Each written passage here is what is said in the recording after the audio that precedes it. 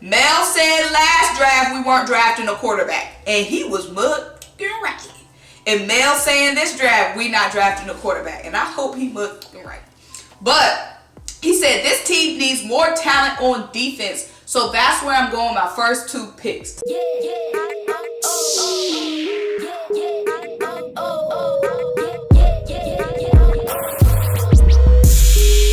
What's up? What's happening? What's popping? What's going on, everyone? Welcome back to another great episode of Simone with that Spizzlords. I'm Simone, bringing you guys daily sports talk. So if you're new here, if you're old here, you haven't already subscribed to the channel yet, stop what you're doing, leave a comment, subscribe, keep rocking with me. Also, make sure you check out the links down below. Buy me the coffee to help fuel this channel. And shop the official Simone with the Spizzlords, a merch collection. Get you the classic tee, the wavy tee, or the Jalen tee. And lastly, guys, above anything else, turn your notification bells on so you don't miss a single video this off season. I know it's the off season, but we got a lot of G to talk about and get into. So turn your notification bells on, including y'all. This topic today, so Mel Kiper Jr. has dropped his first round of heat. Now, you guys know when Mel Kiper drops a mock draft, everybody rushing to that heat to see what he is thinking for each team. And Mel Kiper just dropped his mock draft today. You guys know the Eagles are going to be the talk of the town when it comes to mock drafts because we had 3 picks, you know what I'm saying? The most first round picks than any other team. So, you guys know my mindset going into the draft. I really want to bolster up the defense because the defense this is a very defensive heavy draft. This is a time where you can get your defensive playmakers of the future. So I want to make sure we put an emphasis on that, especially since our current defense is given very much old. So in this draft, Mel Kiper has us selecting 2 defensive players and 1 offensive player. So I'm going to give you guys my take pretty much on each one, and I'm going to read you guys Mel Kiper's take, then I'm going to give you Moan's take. Moan Kiper Jr., you know what I'm saying? Mel's take, then Moan's take. Let's get into this shit. So, at number 15, Devin Lloyd, inside linebacker from Utah. I love this pick, but first, let me get into Mel Kiper's take. He said, this is the first of 3 Eagles picks in the next 5. This one coming from the Dolphins in last March's order-busting trade.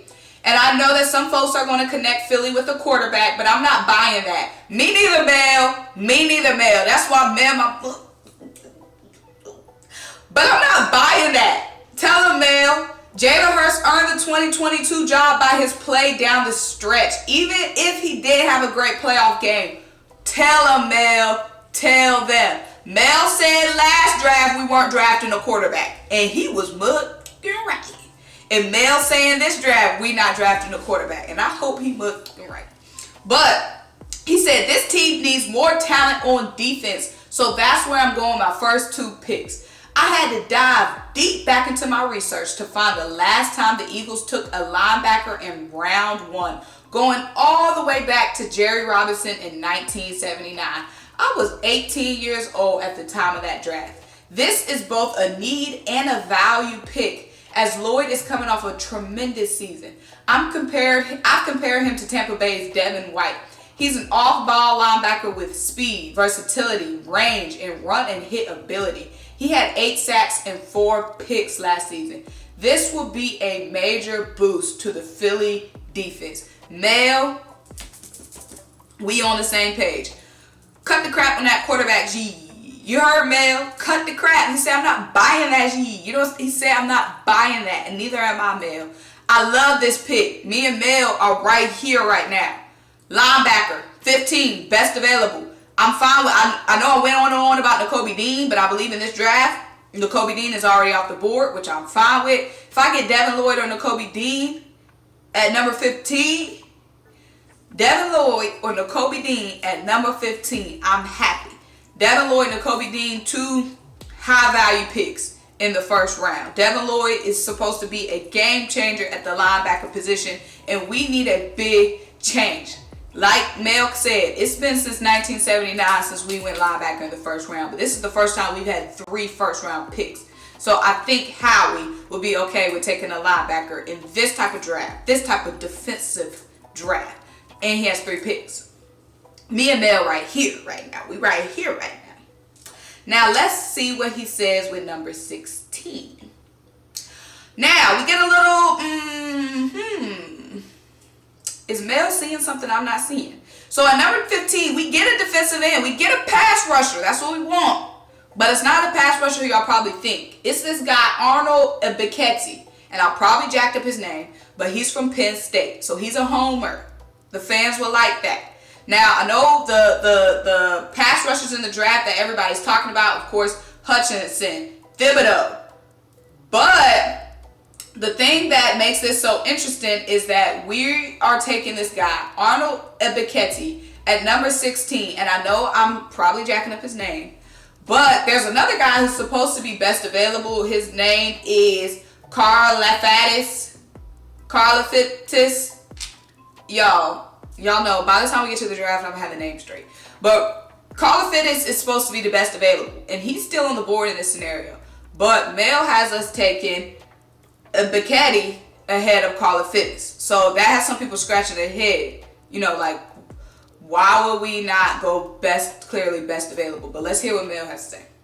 The Eagles finished the regular season with wins in 6 of their final 8 games, powered by their running game. But again, this defense showed several holes. One of those was the pass rush. They finished 31st in the league in sacks with just 29.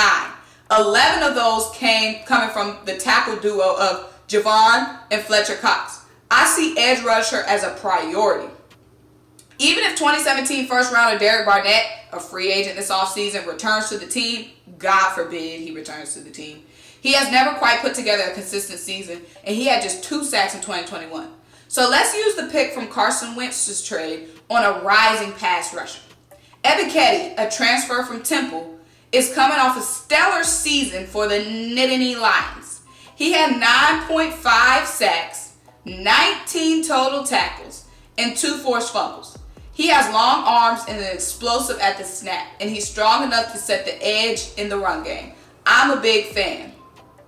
So the thing that has when I've been collecting my senses for the Eagles fan, is like I said, we're taking this guy over the best available, the seemingly best available in Karlaftis.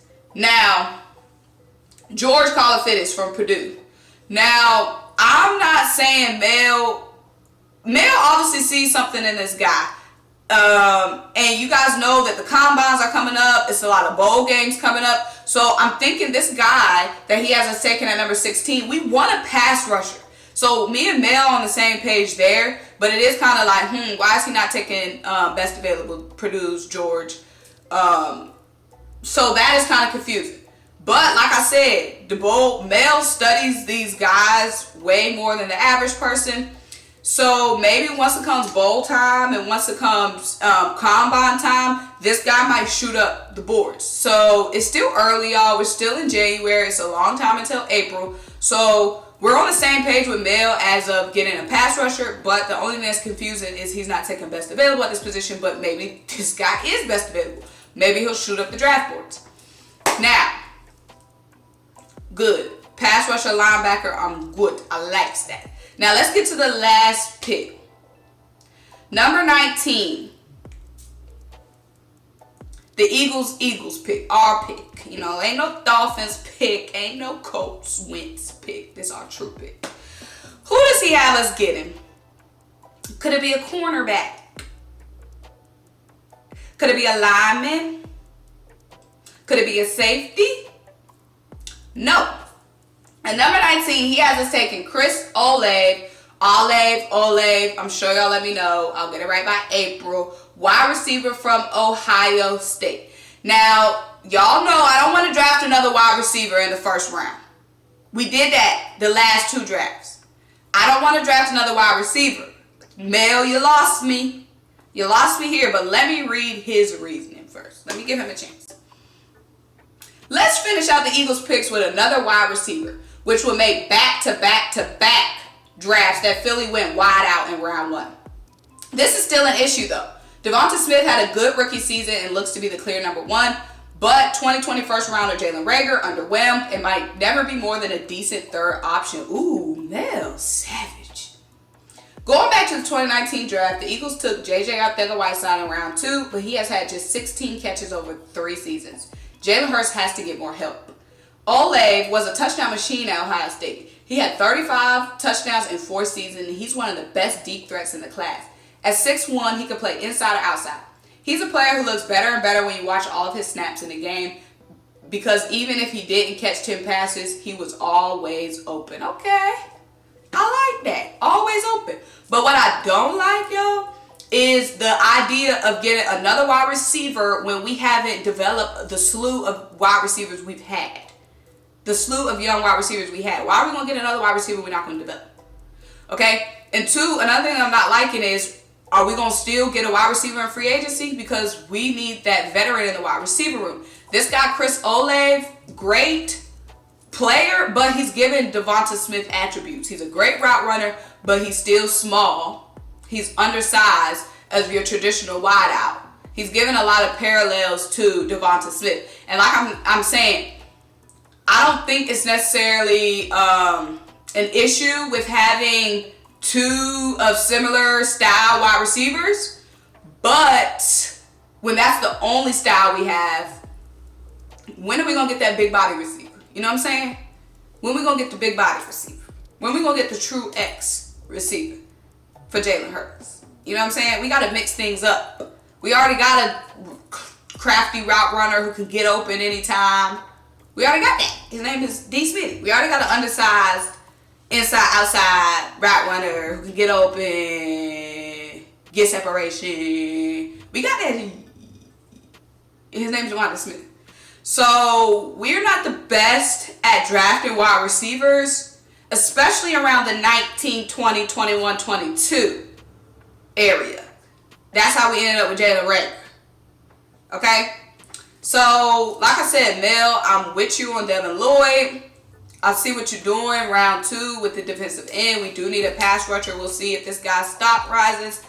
And when it comes to Chris Olave, I've seen a lot of you guys talk about him in my comments. Like I said, I'm not mad at getting him. If we get a wide receiver at number 3, I'm not mad because we got 2 defensive players, 1 offensive player. As long as I get at least 2 defensive players in this draft, in the first round, I'm good. You know what I'm saying? We got to compromise.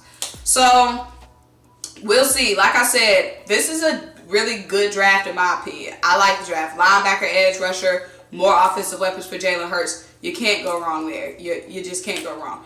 But, y'all, this is Mel Kiper 1.0. I gave you Mel Kiper's takes. I gave you Moan Kiper's takes. Let me know what y'all think down below. Make sure you like this video. Make sure you leave a comment. Make sure you subscribe. Keep rocking with me. Turn your notification bells on. Buy me the coffee. Shop there for Symone with the Sports merch collection. And until I talk to you guys next time. Bye.